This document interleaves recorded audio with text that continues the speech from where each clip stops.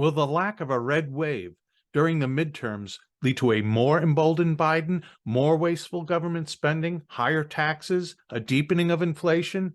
And how to protect your hard-earned savings from the reinvigorated left? The answer: protect your IRA or 401k from the chaotic financial markets by diversifying your retirement savings with real physical precious metals with Birch Gold Group. Text Victor, VICTOR, to 989898. Birch Gold will send you a free info kit on protecting your savings with gold in a tax-sheltered account. These are great people with almost 20 years' experience converting IRAs and 401ks into precious metals IRAs. Do not allow the left to devalue your savings. Text Victor to 989898 and claim your free, no-obligation info kit from Birch Gold. Again, you can own physical gold and silver in a tax-sheltered retirement account, and Birch Gold will help you to do it. Birch Gold has an A+ rating from the Better Business Bureau, countless 5-star reviews, and thousands of satisfied customers. Check out Birch Gold now. Text Victor to 989898 and secure your future with gold. Do it today.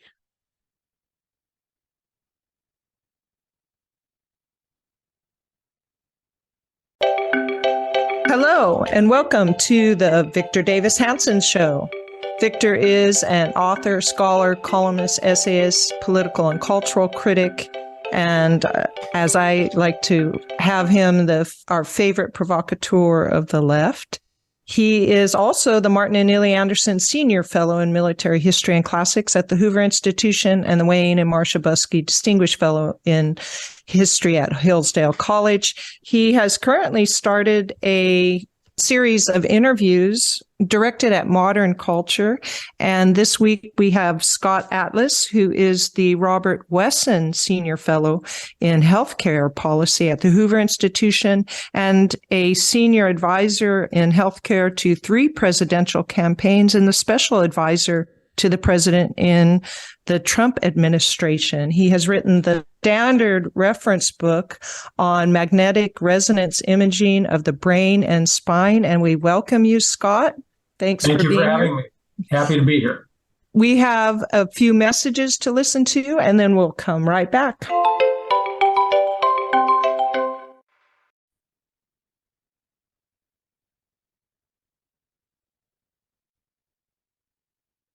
Will the lack of a red wave during the midterms lead to a more emboldened Biden, more wasteful government spending, higher taxes, a deepening of inflation? And how to protect your hard-earned savings from the reinvigorated left? The answer: protect your IRA or 401k from the chaotic financial markets by diversifying your retirement savings with real physical precious metals with Birch Gold Group. Text Victor, VICTOR, to 989898. Birch Gold will send you a free info kit on protecting your savings with gold in a tax-sheltered account. These are great people with almost 20 years' experience converting IRAs and 401ks into precious metals IRAs. Do not allow the left to devalue your savings. Text Victor to 989898 and claim your free, no-obligation info kit from Birch Gold. Again, you can own physical gold and silver in a tax-sheltered retirement account, and Birch Gold will help you to do it. Birch Gold has an A+ rating from the Better Business Bureau, countless 5-star reviews, and thousands of satisfied customers. Check out Birch Gold now. Text Victor to 989898 and secure your future with gold. Do it today.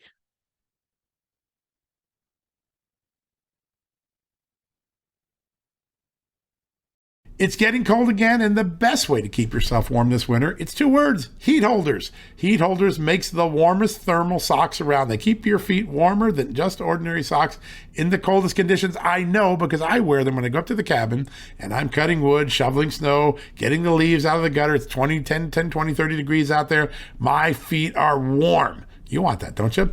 Heat Holders uses a 3-stage process with a cashmere-like advanced insulating yarn that's soft to the touch and brushed on the inside, and it traps warm air closer to your skin, keeping your feet warmer, comfortable, and dry. And you know what? A lot of those heavy socks sometimes are itchy, not Heat Holders. They have the most comfortable fit. It's why I wear them all the time up at the cabin. Heat Holders will pamper your feet. I told you that. I guarantee it. Heat Holders also makes hats, gloves, throws, scarves, and much more so your whole body can be kept warm. And now it's time to be thinking about Christmas gifts and holiday gifts. So give someone you love Heat Holders for the holidays. That's right. Go to heatholders.com and enter the code JUSTNEWS and save 15% off your order. Plus, you're going to receive free shipping with any purchase of $25 or more. Don't freeze your butt off this winter. Get Heat Holders. Your hands, your head, your feet are going to be so much more comfortable and warm in this cold winter weather. Go check it out today. Real simple. Heatholders.com. Enter the code JUSTNEWS. You're going to get 15% off, plus free shipping on orders over $25. Time to get started on holiday shopping. Go do it right now. Welcome back. I'm in awe, Scott, of all that you've stood for and endured in the time of COVID. I think that we all remember you for that. And no one knows the story better beside yourself, of course, than Victor Davis Hanson. And so I'm going to turn this over to Victor at this point. Hi, Scott. Hey, Victor. So happy to have you. Before we start about, your recent book and your policies that were so influential and the controversies that arose, just tell us a little bit. You went to the University of Chicago Medical School and the University of Illinois as undergraduate. Where were you? Where did you grow up? Where did you live? Yeah. Well, I was born in Chicago itself. In Chicago, yeah. And yes, to a very what would call a lower income working class family. My grandparents were born. All 4 grandparents were born outside the U.S. and were immigrants. My father was someone who held multiple jobs after enlisting in the Marines right after Pearl Harbor.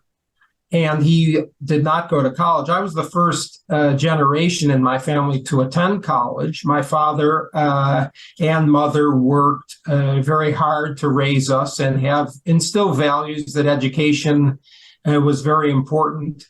And of course, I still believe that. We moved around quite a bit in the Midwest. My father was a traveling salesman, a taxi driver, operated a barber, did many different things. And I attended University of Illinois in Champaign-Urbana, as did my brother. And I actually met my wife in college. Wow. And I attended University of Chicago Medical School and did my residency, which is your main medical training, at Northwestern University, where I was chief resident. Went to do my subspecialty training, my fellowship in neuroradiology at University of Pennsylvania, and have been in academic medicine for the first 25 years of my career, and 14 years of which was as the professor in chief of neuroradiology at Stanford University Medical School. And as you know, about a decade ago, I took a full-time endowed chair position at Hoover Institution, which is the public policy institute that you and I both work at. And I've worked full-time for more than a decade on healthcare policy, because people that understand the delivery of medical care, the value of medical technology, the actual inner workings of how medicine works, not just by surveys, but by actual data on outcomes, on accuracy of diagnosis, on availability and access to care. must be evaluated on the basis of the data and not just on assertion. And I thought this was extremely important when I came to Stanford back in 1998, 99. And so I started then, but then as I mentioned, for a decade, I've been working full-time on that. I think, correct me if I'm wrong, you had an association, though, even earlier with Hoover, didn't you? A courtesy in 2003 or 4? I did. Yes, I was working on the effect of managed care on the availability and quality of medical care in the United States from the beginning when I came to Stanford in 1998, 99. And then I was actually running on a treadmill and became in the gym and became friends with Michael Spence, who was about to win and then did win the Nobel Prize in Economics. And so he and I sat down and we spoke about his work and how it might have an sort of an interplay with what I was working on healthcare access and quality. And he ended up introducing me to Hoover Institution. I gave an invited talk there, and then had a position, sort of a courtesy appointment, part-time appointment, like you mentioned, in 2003, 2004. And then in 2012, began working full-time. I think I had met you. That was the year I arrived in 2002, 2003. But the reason I think our listeners need to listen to all of this is because when you came into the Trump White House, you had more or less 3 decades of experience in public health policy, and you were in some capacity related to the Hoover Institution, both formally and part-time, and then full-time, with people who were economists, sociologists, public policy analysts, and, Hoover is very data-driven. I'm saying all this just simply because what struck me was that when you started to advise the Trump administration, the people who were in that COVID working group started to leak to the press that you were a neuroradiologist because that was your formal training. And that really resonated with me because I was a classical scholar, a professor for 20 years of Greek and Latin classical languages, and yet a military historian and a columnist. And people had said, well, you can't weigh in on public policy because you're a classicist.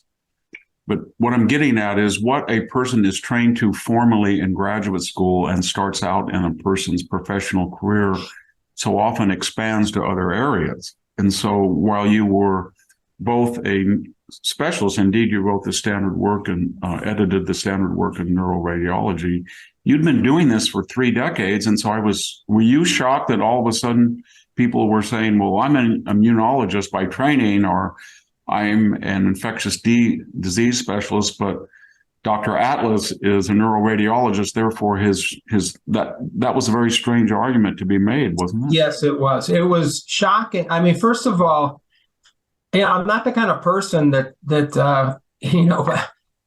boasts about my professional accomplishments, number one, and I was not used to even being in the position. I'm very confident of my CV.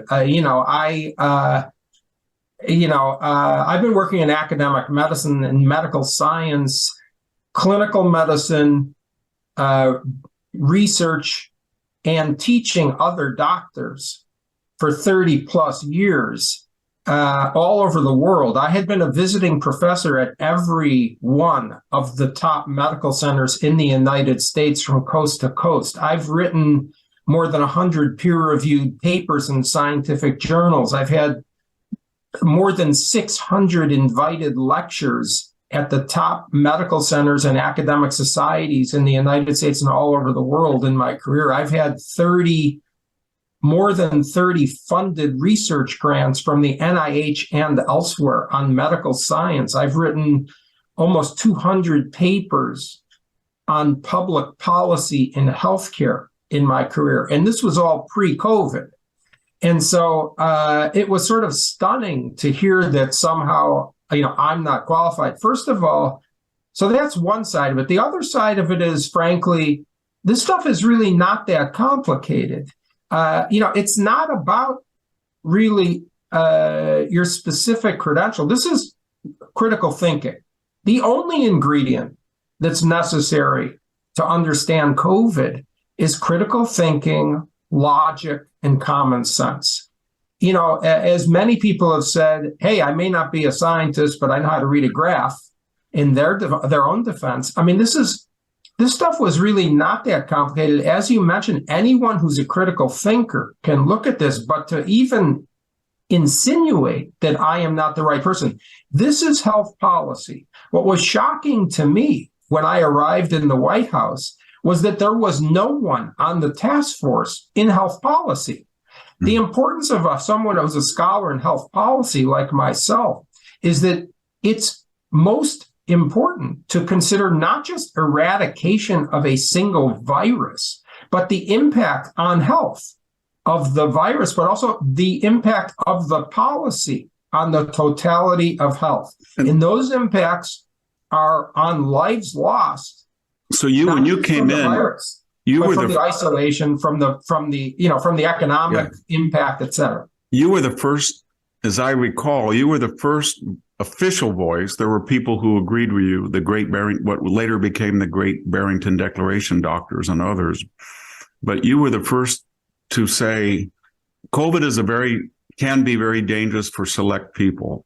However, what we are doing by closing down the schools, locking down, is going to be in a more long-term, but maybe not even long-term, we're going to see very serious consequences from things as varied as spousal abuse, family abuse, missed cancer screenings, missed cardiac, mental health issues, drugs. All of that were public policy issues, public health policy issues.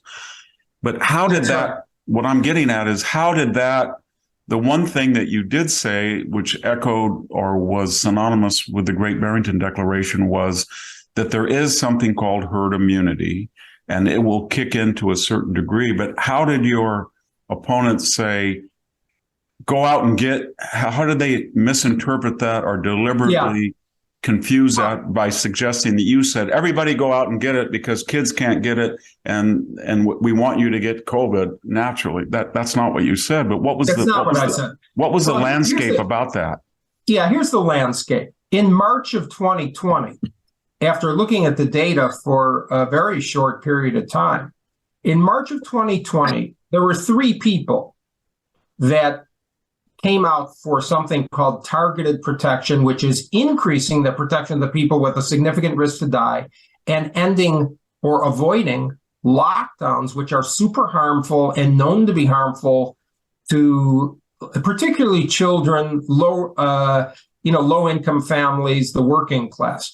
And I said that. John Ioannidis said it in March 2020. David Katz, in a paper called Stat News, David Katz wrote it in the New York Times in March 2020, and I wrote it in March 2020 in the Washington Times. 7 months later, the Great Barrington Declaration codified it, which was important because it gave people something that was written by credible people at Harvard, Stanford, and Oxford, and they could agree with. But for 7 months, this was already voiced by Ioannidis, Katz, and myself.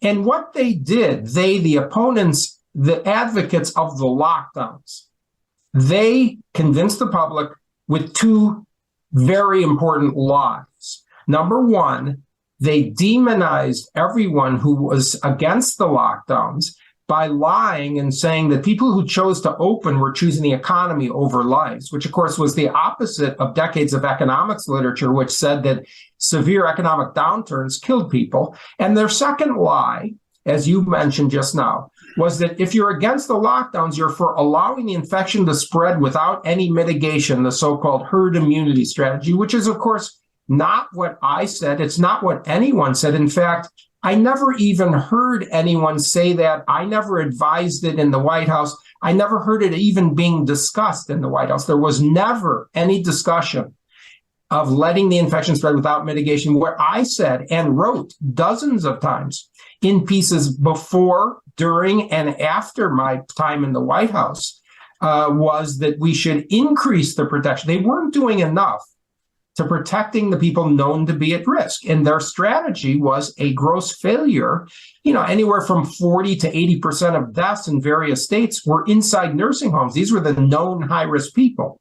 And that, what I advocated for, was increasing protection, was increasing testing inside nursing homes, was increasing in testing. They were testing once per week nursing home workers. I said that has to be done 3 days a week, 5 days a week when there's high activity. I wanted increasing tests sent to senior centers that non-residential seniors frequented. I wanted more tests sent to historically Black colleges and universities so that we could protect their high-risk faculty.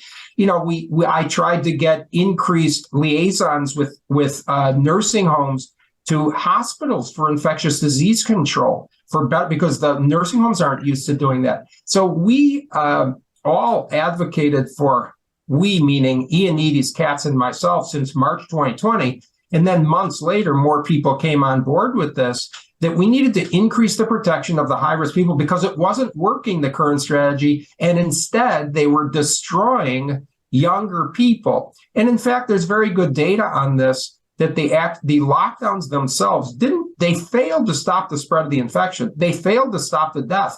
But in fact, some papers show that the lockdowns themselves increased the deaths by confining people indoors where they cannot isolate from high-risk family members, by keeping them away from outside where the infection does not spread. And of course, the serious damages, as you alluded to children and young people, particularly from isolation itself. These are healthy kids who don't have a high risk from the illness. Was there ever, and then part of the argument, as I understood it, was multi-layered, but part of it was that here are the resources available and they're increasing, but when we target and lock down schools, or we put these burdens on young people who have a very, very small risk comparatively of dying from this disease, we are shorting people who have a very great risk of dying from this disease. So it was a strategy of where not to have a shotgun approach, which would short people and get them killed because they wouldn't have enough resources, but to focus resources on those communities, elderly or other particular people with morbidities. And we were not doing that. Is that right? That's a big part of it, is that, it makes no sense because to just do this, what you say is shotgun approach. I mean, first of all, by February, March, millions of people in the United States already had the infection.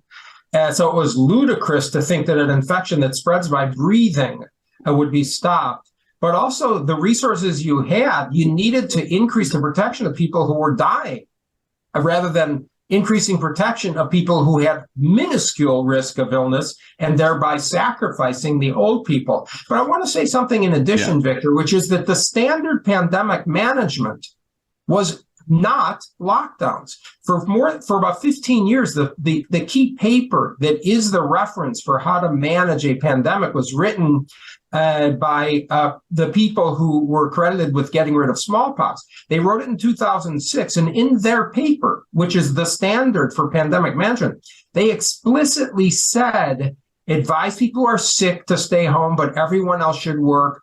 They explicitly said closing schools is not recommended, restricting large groups is not effective, blocking travel is not effective, and it's extremely harmful. So this was a break in standard. The reckless, the non-standard policy were the lockdowns. The safe alternative, the safe policy, and the standard policy was targeted protection. And this was known for 15 years or more. Almost as if you could almost say it was the traditional or conservative approach, and what we enacted was the untried and radical approach. That's exactly what I'm saying, is that what was enacted was reckless and frankly unethical. Yeah. So do you think that in this long tortured debate, the fact that after the Delta had passed, then when there was a pause, and I remember Joe Biden had said by July 4th, it'll be over with. But do you think that the Omicron variants and the fact that this disease did, in fact, as you and others had predicted, infect a lot more people than they had imagined? And did not seriously and make a lot of children ill, or even much less fatally ill. And then the nuance on the vaccination and boosters, that while they do suppress perhaps the severity of symptomology and the transmission, perhaps they were not quite as billed as before. What I'm getting at is, as this virus mutated and became more infectious, it became less severe and more people got it. And it sort of ended up like people at the Great Barrington Declaration and you had predicted. Isn't that true in some ways? Okay, so there's a couple of key points. Number one, as a pandemic evolves, the virus mutates, like you say, and it becomes, remains or becomes even more infectious, contagious, but its lethality diminishes significantly. That is expected behavior. That is what happened here, and that was not a shock, and it should have been known. It was known by people who were actually rational and knowledgeable, and that did happen. The first part about the vaccines is this, that the data shows that the vaccines, data from all over the world has shown that the vaccines are effective at reducing death and serious illness in people who have a high risk to die. But the vaccines are not effective in reducing getting infected per se. The vaccines, not after 30 to 90 days. And the vaccines are not effective at reducing transmission. And this is particularly true in the Omicron and subsequent variants, where the protection against infection was essentially zero after 30 to 60 days. Zero after 30 to 60 days. And therefore, the protection against spreading it was also zero after 30 to 60 days. And so the point here is this: the vaccine's benefit is a personal benefit to people who have a significant risk to die. But it is not a public benefit. The vaccine does not protect others if you get vaccinated. The vaccine, therefore, to be mandated as a public benefit is irrational. It doesn't make sense. It's contrary to the data. There is no science behind saying that if you're vaccinated, you're protecting others. That is simply false, contrary to the data, and that's data all over the world, including in the United States. We're going to take a short break, and when we get back, I want to ask Scott on two important topics, and one of them, because I was a fellow of the Stanford community, just we'll talk about the reaction where we were at Stanford, but particularly Scott. And second, this controversial case of Sweden. We'll be right back. Hello, America. AMAC stands up for what is right every day. Just take a listen to their mission statement. Quote, AMAC was founded to preserve the America envisioned by our founders. We strive to enrich the lives of all Americans, particularly those who are aging, by focusing on three foundational pillars: to defend and uphold the inalienable rights secured by our Constitution so that all Americans may enjoy freedom and pursuit of the American dream, to deliver value to our members through exceptional benefits and services, to serve as an authentic source of trustworthy news and information. I encourage you to visit amac.us/justnews. Let me give you that again. That's amac, amac.us/justnews to join AMAC, just like I did. I took the 5-year program. You should too, because liberty lives only by the light and conviction of patriots. Here are 3 reasons why you should become an AMAC member right now. First, AMAC members save money from discounts on travel and lodging, cell phones and plans, access to insurance products, and much, much more. AMAC members have access to money-saving benefits. That's a powerful tool against inflation. Now, second, AMAC is a trusted source of information. I check it every day, by the way. AMAC members receive a bi-monthly magazine and gain access to fresh website content, podcasts with America's top thought leaders, and an app that delivers insightful coverage. The AMAC Newsline team keeps you informed and ahead of the curve. And third and finally, AMAC is your voice on Capitol Hill. Millions of AMAC members are sleeping better at night because AMAC is in the fight at every level on every critical issue. With an unrivaled record for making a difference for liberty, protecting and restoring values across this great nation.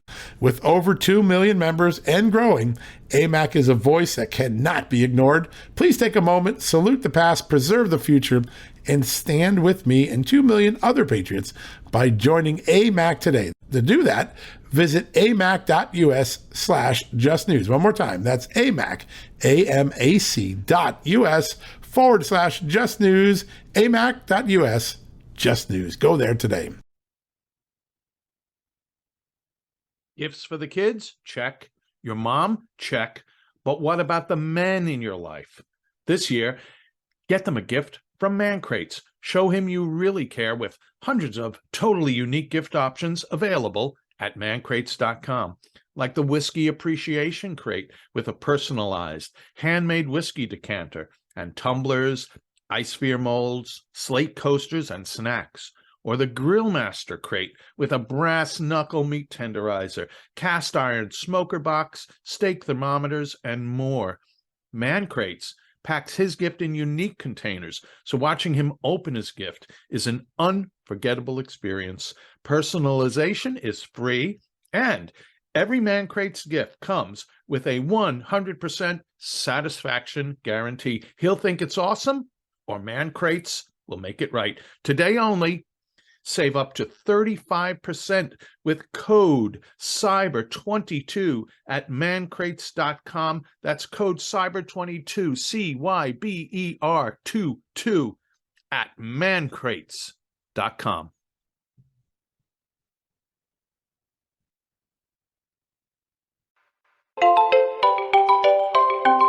And we're back again. First of all, Sweden, they had more or less an open society during this, and during the Delta manifestation of the virus, everybody was saying, don't do what Sweden does. They have higher lethality rates or infection. That was the narrative. And now all of a sudden, in retrospect, as we look back at things like economic GDP or schools or unemployment or mental health issues, how do you assess what Sweden did in comparison to the average EU or the United States? Yeah.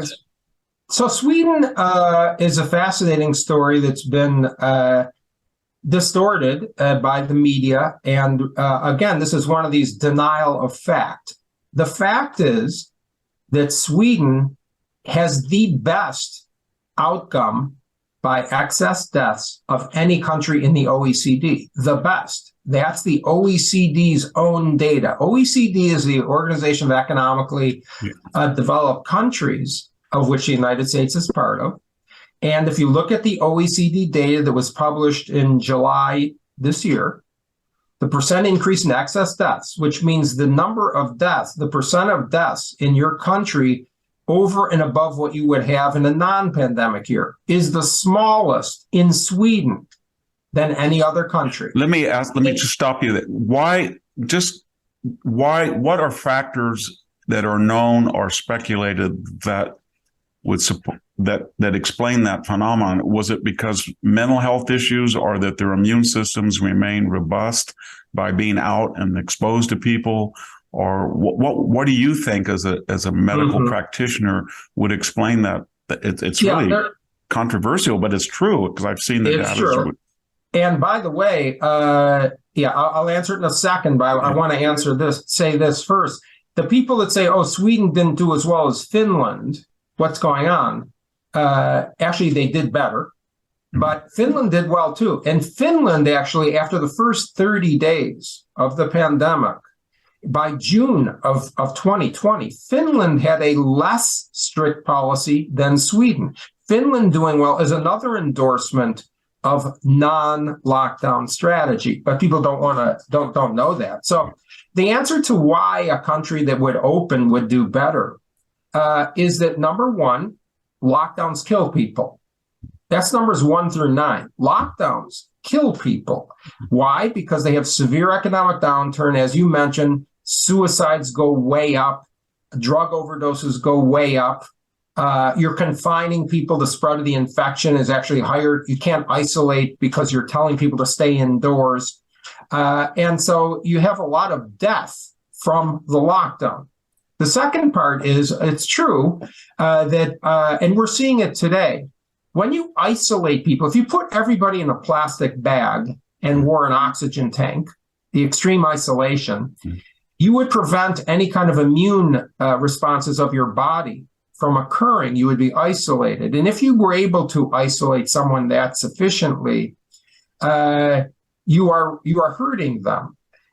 We see that today. When we see right now in our United States that children, there's an explosion of RSV, respiratory syncytial virus, and influenza in children.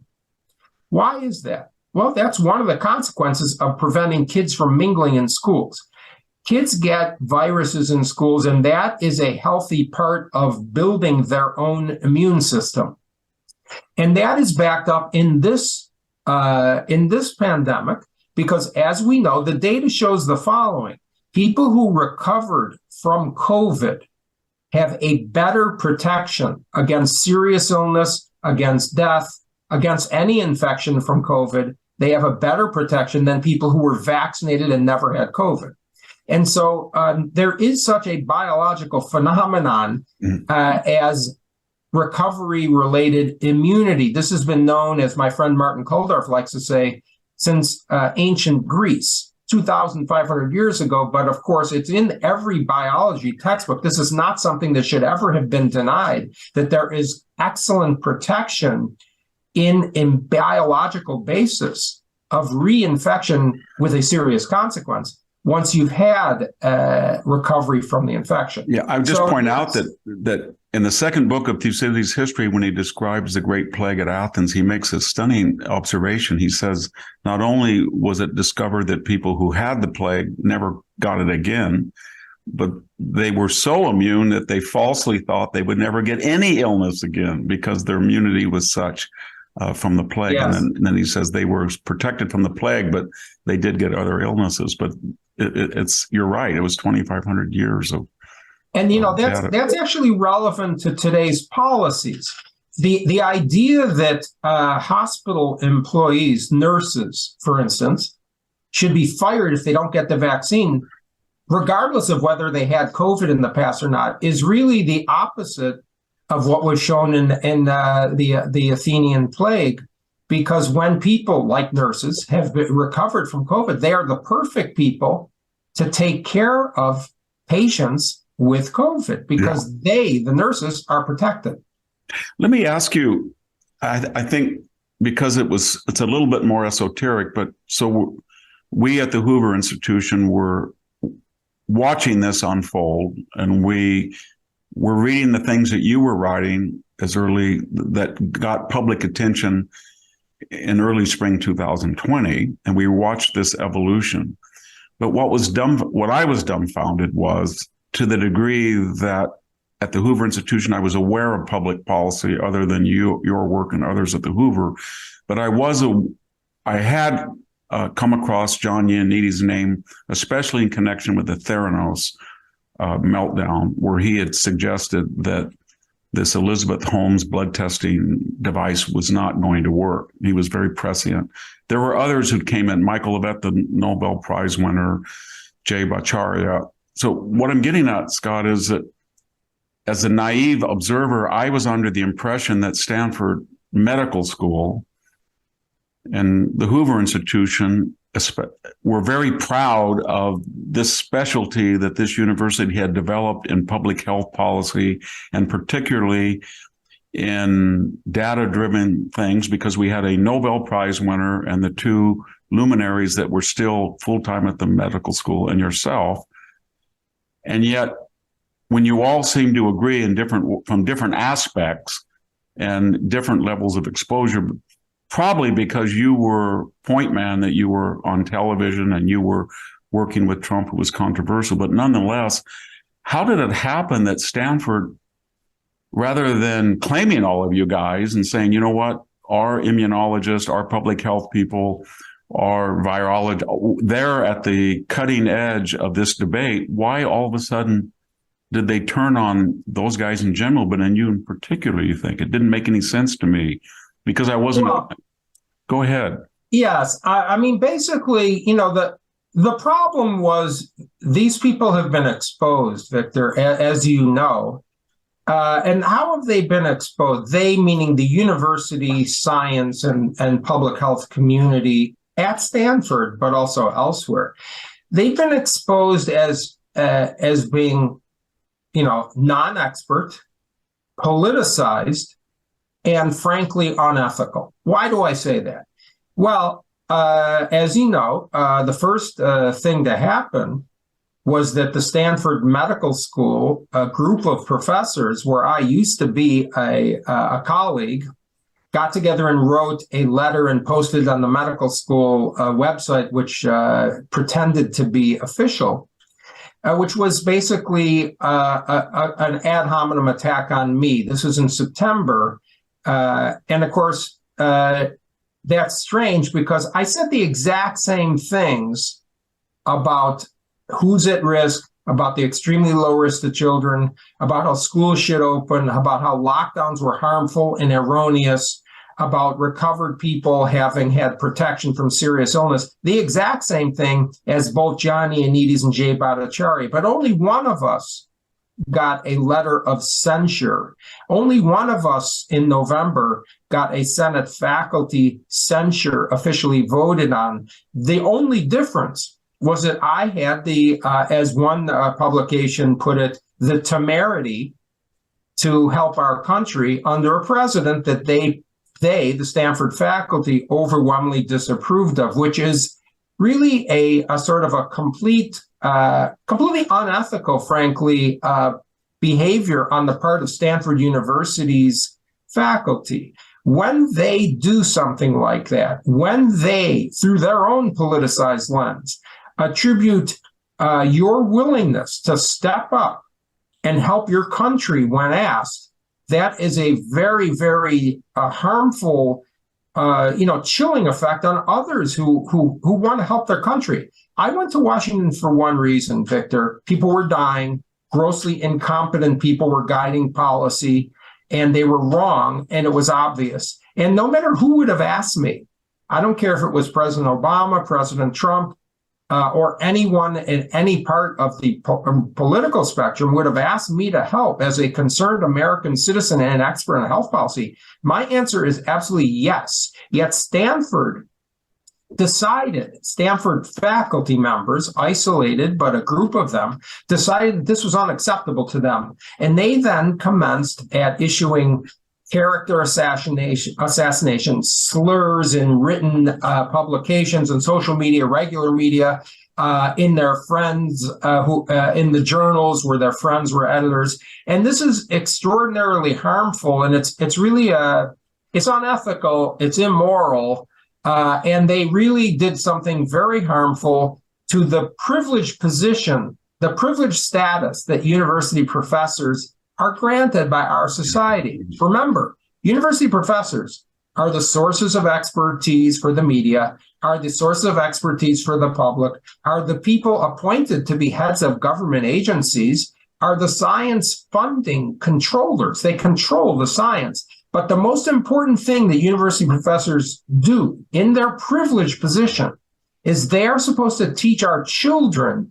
critical thinking and act as role models. And what they did was more than just personal attack. What they did was they destroyed the trust in expertise, and they really infected, no pun intended, the minds of our younger people, of college students, into thinking that the appropriate way to behave, instead of engaging in an evidence-based debate, that they showed that what they thought was the way to behave was to nullify, to cancel, to assassinate the character of people who they disagree with. I think that's a real sinful legacy and a disgrace to Stanford University and other universities. So here we are in November of 2022, and we have the evidence multifaceted. We have Sweden. We have the idea that now I think it's the vast majority of Americans have been exposed to the virus, either had an active case or they've tested positive. It's more than 90%, Victor. Yeah, 90%, 90%. And we know now that we're into our third iteration of boosters. And nobody had envisioned that when we were told, say, to take that Moderna was going to give you 96%. I can remember getting vaccinated, and the woman who vaccinated me assured me that this was not for the community, that I didn't have to worry whether anybody else got vaccinated. It was for me. She said to me, now you're protected for life. And you don't, I mean, these are just individual public health. They're not officials, but that was the general consensus. Now we fast forward to where we are now. And there's been a radical reassessment, such as, say, Atlantic publishes a thing where an author says, let's just forget all this and just, can't we all get along and forget the acrimony? And we kind of agree now that through, challenge and response and controversy and debate, we've got to now a consensus, which I think is pretty close to what you had advocated. So what I'm getting at in this windy exegesis, Scott, is that have people at Stanford that wrote things about you, and whether that includes Hoover, I'll let you decide, have any of them publicly or privately come to you and said, privately, we were mistaken, we got carried away, there was sort of groupthink, lynch mob mentality. Has any of that happened at all? Well, the short answer is no. I have had many people along the way write me personal emails saying, you're right, keep talking. Of course, I had thousands of emails like that when I was in the White House, and that was the reason why, you have a responsibility to say the truth. We're supposed to be an ethical society. And also, there was a tremendous amount of damage because the lockdowns are proven to have failed to stop the spread of the infection and failed to stop the death. But in terms of the people, and I had personal people even living on my block saying, oh, Scott, we all at the medical school, most of us agreed with you. We were afraid to step forward, afraid for our families, by the way, which is a very dangerous statement to even contemplate in the United States of America, that you have a fear for physical danger. In fact, I had many death threats. I had to put in thousands of dollars worth of personal security equipment. I had to get the FBI involved. I had to have 24/7 police in my driveway for months and circulating on my block. And this is in Palo Alto, California, because I believe, frankly, that Stanford University itself incited violence against me, the people who wrote these things. Now, there is no public apology that will be forthcoming. I don't expect it because it takes a person of integrity to admit you're wrong. And these people have no integrity, zero.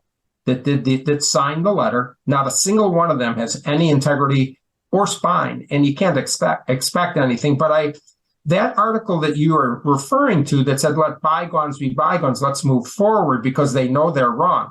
There are several reasons why we cannot let bygones be bygones. Very important reasons. First of all, their legacy is their policy guidance caused avoidable death in the society's most vulnerable populations. They caused massive destruction of low-income families selectively and shifted the burden of illness from the affluent to the low-income people. There are ongoing enormous health damages to our children, and that severe loss of trust in public health and science is going to be something that harms our society for decades. So why do we need them to admit they were wrong publicly? Number one, we live in an ethical society. The American people have been through so much, they must know the truth about the facts. That's number one, if we're going to move forward. Number two, they have damaged the trust in science, and the only way to recover some of that trust is to be public in admitting you're wrong.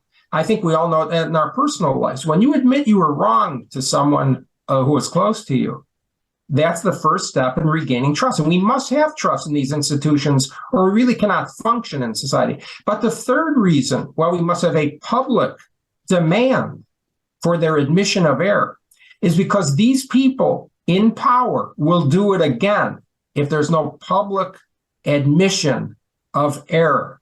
And if they won't publicly admit their error, then they must have public exposure that they were wrong via investigatory means or otherwise, because these people will absolutely do this again if there is not a public understanding that their lockdown policies were grossly wrong and harmful. And Victor, we know there will be another pandemic.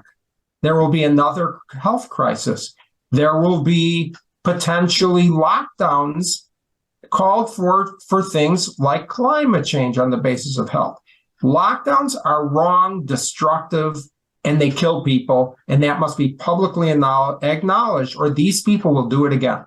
You have some confidence, I'm not sure that I do, but I want to raise the possibility that with the change and control of the House and promises of investigations, that at least in the case of the National Institute of Allergy and Infectious Diseases and perhaps Dr. Fauci or the CDC or the NAI, there are going to be people called before Congress, and they're going to have to explain everything from the efforts to suppress open, because this your general principle that there was not a tolerance for open debate also extends, as you know, to early, very logical, analytical, data-driven explanations that this virus probably started at the Wuhan lab.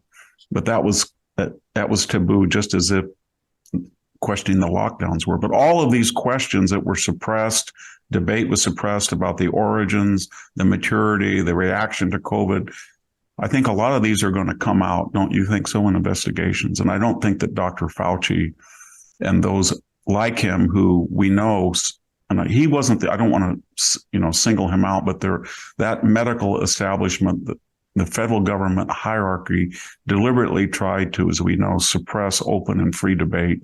I think that's going to be more transparent in January. Yes, I think that there will be investigations and I think they're necessary. I absolutely think they're necessary for the reasons I just cited. The problem is this, that first of all, any investigation done by politicians will either be overtly politicized, no matter who does it, or it will be at least perceived as being overtly politicized. Yes. And when you have an investigation that's perceived as being politicized, it doesn't have as much public meaning and impact. The second thing I want to point out, by the way, which is sort of a cynical but true observation, is that, when you look at the data, the states with the worst, most stringent lockdown policies, their governors, of those states with the most stringent lockdown policies, they did the worst on outcomes, according to a study, a very detailed study on death, economic, and educational destruction by Kirpin and Casey Mulligan, University of Chicago. The states with the most stringent lockdowns did the worst on managing the pandemic, yet every one of the governors of those states who ran for office, almost every one except one, was reelected. Yeah. And so when you look at that, you have to wonder, do the American people really prioritize freedom? Do the American people really prioritize, they reelected, these people in these states reelected governors who overtly destroyed their children. Okay. And so you just have to wonder what's going on there. I understand a lot of people moved to the states where governors did a great job, like Florida's Governor Ron DeSantis. A lot of people relocated from New York, for instance. But that's not enough in number to explain the election. And so you have to sort of, I'm a little bit, I'm very concerned, more than a little bit, that there's been a change in the American public. Because who are we to say that someone should be punished, for instance, when the voters reelected those people? I mean, this is a very sort of fascinating and horrifying thought.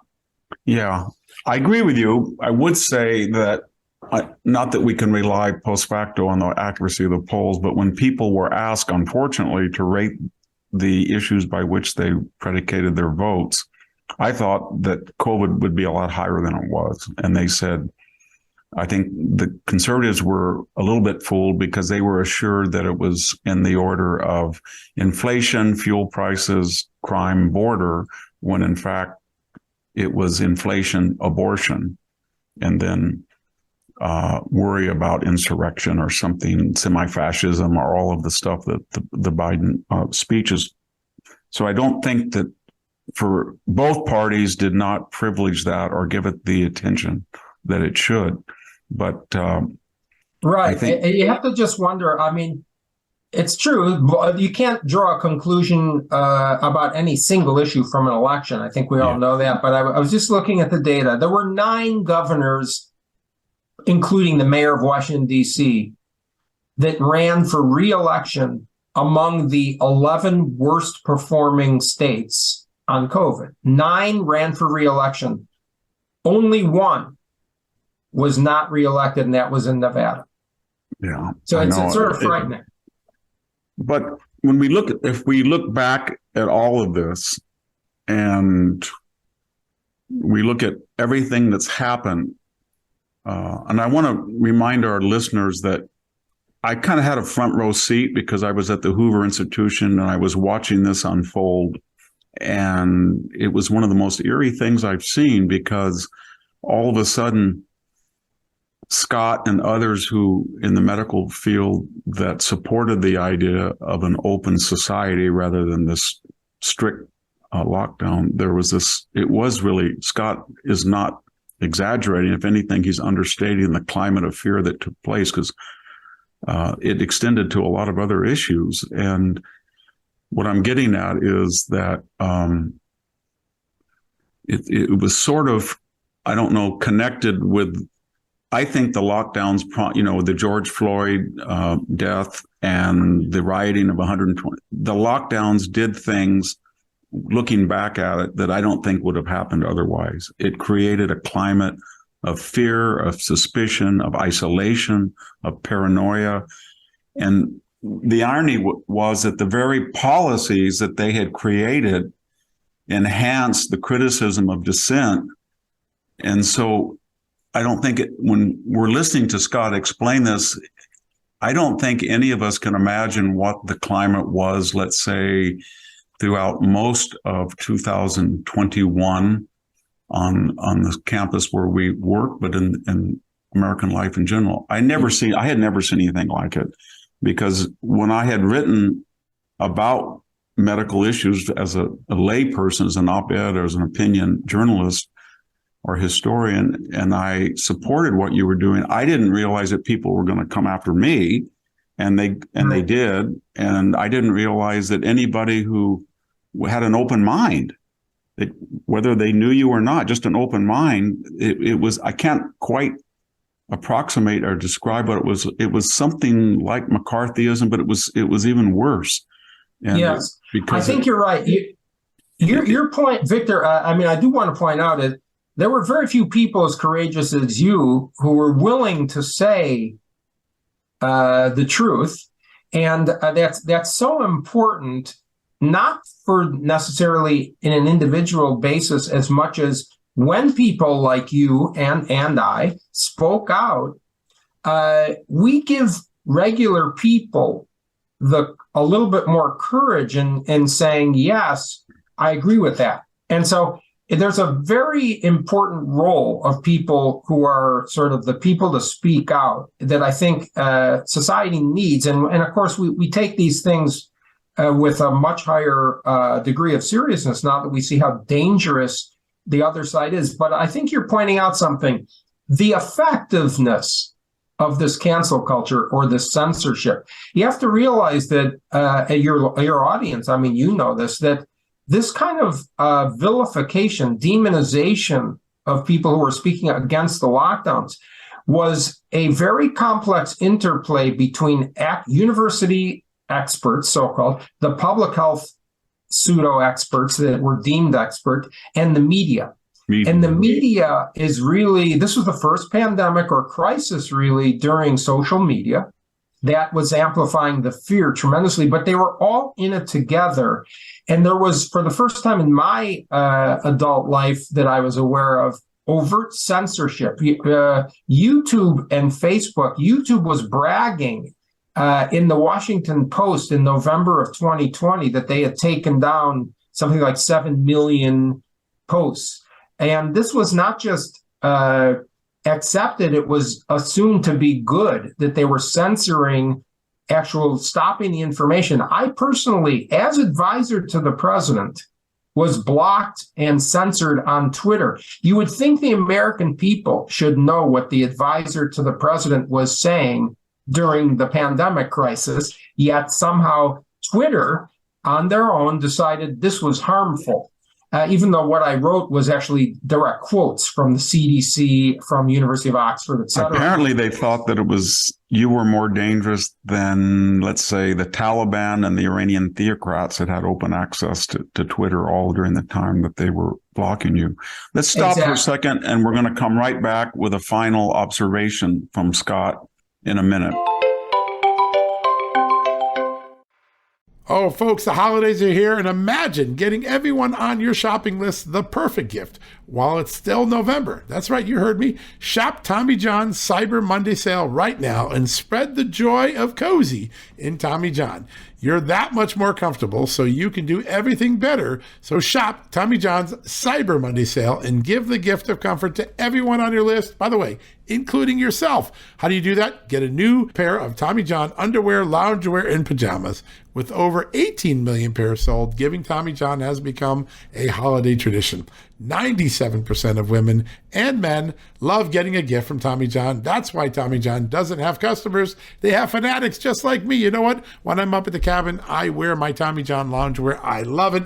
They're fashionable. Even if someone comes to the door late at night, you can go to the door in your loungewear. They're soft. They're warm. They take the chill out of the air. Everybody thinks they're cool. That is my favorite loungewear when I'm at my cabin. So celebrate softness season with the gift of new Tommy John underwear, loungewear, and pajamas.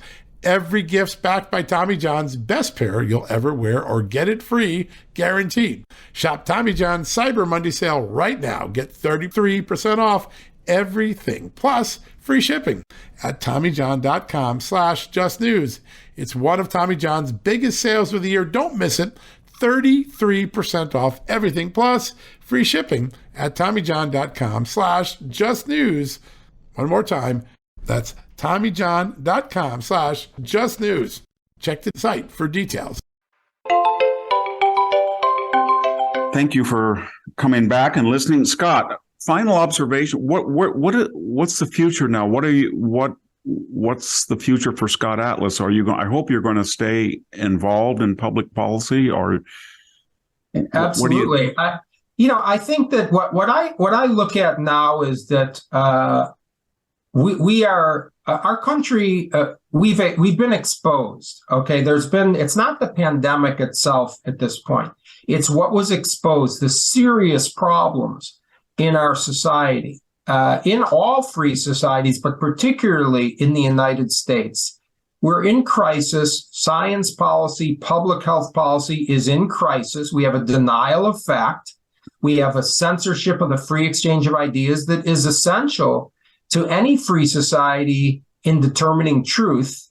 We have broken the social contract with our children by harming them directly and failing as role models. Okay, so we need to first and foremost focus on how do we restore trust in these institutions and reinstate ethical principles into public health.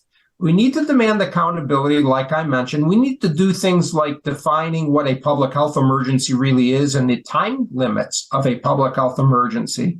We need to reset the role of health agencies to be advisory, not to set rules. And we need to do things like increasing transparency requirements and accountability. You realize that there are more than a dozen universities in the United States that get more than $500 million a year in NIH funding alone. Okay, we need accountability for that money. Absolutely. We are paying that money. We need to have them make sure that they're allowing the free exchange of debate to get the correct. And that was behind a lot of the opportunistic criticism of yourself, that people felt that if you had crossed certain people with institutional clout that they may be retaliated against in their grants, don't you think, or their labs? Yeah, absolutely. I mean, science is controlled. The research itself is funded by mainly the NIH. You cannot get your own career moving if you don't get an NIH grant.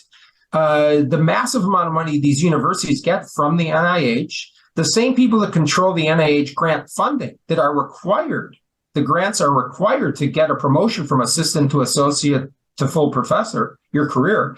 But also those same people judging the grants are the people that are running the scientific journals. And so there's this cartel of control of science research. We need to decentralize that. We need to break it up. We need to expose it.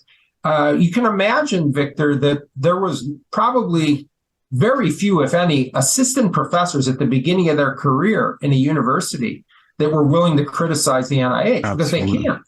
So this is really very dangerous. It's harmful to the public good. We need to fix these things, and we need to do this, in my view, from outside universities. The institutions, the policy institutes have failed.